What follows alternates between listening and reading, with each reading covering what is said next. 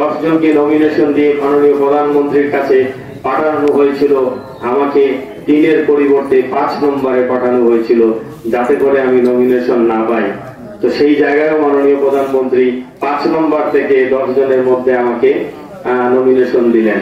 তারপরে আপনারা আমাকে কেউ ছিলেন না, শুধুমাত্র ইকবাল ভাই হিসাবে এবং যে কয়েকজন 19 সালে উনার নির্বাচন করতে গিয়ে যাদের সাথে আমার পরিচয় হয়েছিল তারাই শুধু আমাকে জানতেন।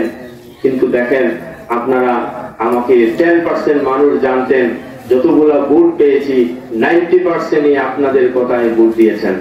এটাও একটা আল্লাহর মেহেরবানি।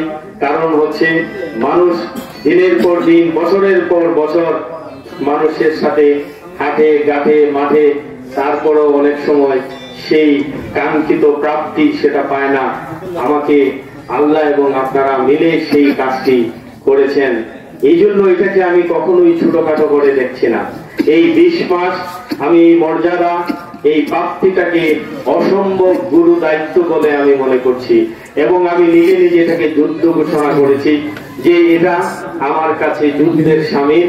আমি যুদ্ধক্ষেত্রে মানুষ যেভাবে যোদ্ধা হিসাবে কাজ করে, আমিও বিগত 20 মাস আপনাদের বিশ্বাস ধরে রাখার জন্য একজন যোদ্ধা হিসাবে কাজ করেছি, যাতে করে এই বৃষ্টি অধিদপ্তর পরিচালনা করতে পারে সঠিকভাবে।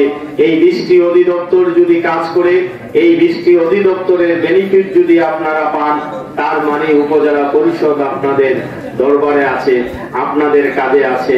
এবং